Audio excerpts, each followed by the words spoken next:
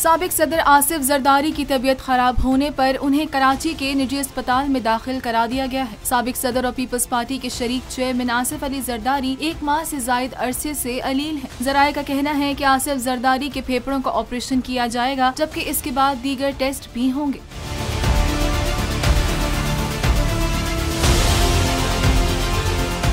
PP रहनुमा doctor Asim Hussain की सरबराही में तिबी बोर्ड साबिक सदर आसिफ जरदारी का मुआयना कर रहा है। इससे कबल फरवरी में आसिफ जरदारी की तबीयत खराब होने पर उन्हें अस्पताल मुंतकिल किया गया था। साबिक सदर के जाती मौलिज के मुताबिक उन्हें तिबी मुआयने और टेस्ट के लिए लाहौर के निजी अस्पताल लाया गया था।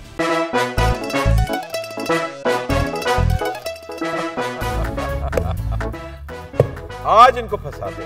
बताओ ऑक्सीजन का क्या फॉर्मूला है? इंसानी आंख कितने मेगापिक्सल है? 576 मेगापिक्सल।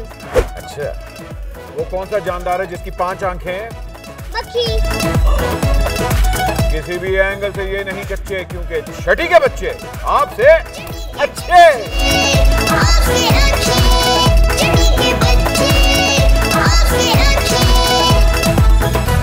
सबसे ज्यादा व्यूज, सबसे ज्यादा रील्स और सबसे ज्यादा रेटिंग के साथ बोल अब भी नंबर 1 पोजीशन पर बरकरार।